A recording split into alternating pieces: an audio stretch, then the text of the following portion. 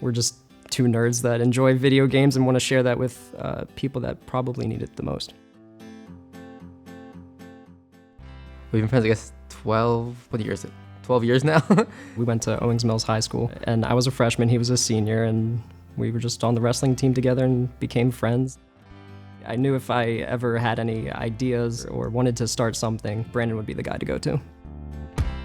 So I volunteered in high school for this program called Friendship Circle, where I spent time playing video games with children with disabilities. So that kind of made me realize I wanted to go into healthcare.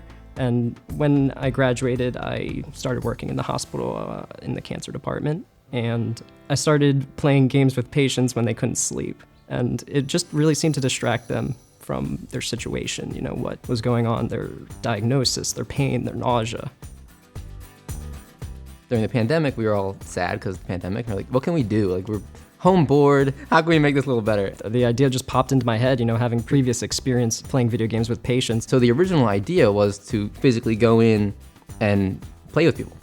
And now the pandemic put a stop to that. So what it became was a streaming activity, and we used that to get support, get attention, raise money, and then buy the consoles for the patients in the hospitals. And so we started streaming, and we started actually making decent money from the streams, and we're able to just buy consoles outright for the hospitals.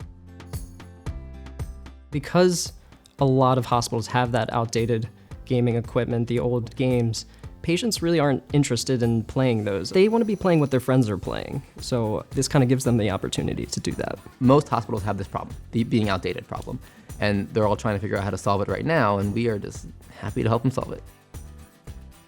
Twitch is just one platform for streaming. You put yourself on camera, you put your game in the background, and you play games, you commentate, you make jokes, you make it fun and silly. So it's not just us sitting there playing.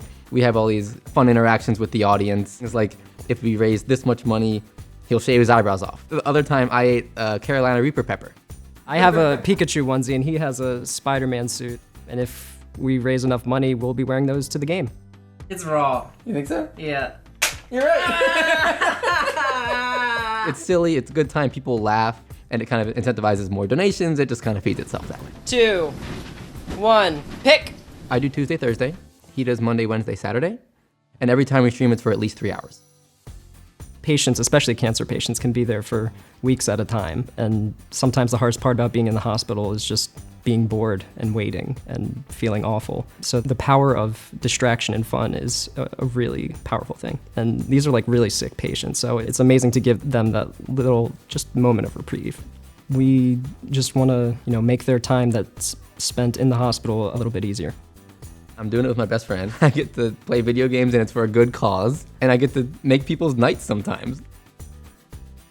So we've probably raised $40,000, I would say, in the last year. We've donated 20 to Johns Hopkins, and we have 20 consoles ready to go to University of Maryland.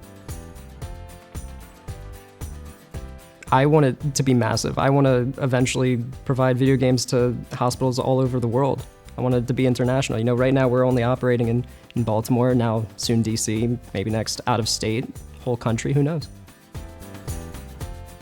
I'm Andrew Dardick. And I'm Brandon Millman. And we're the founders of TeamoTherapy. We are proud to be this week's hometown heroes. Go Ravens, beat the Bengals.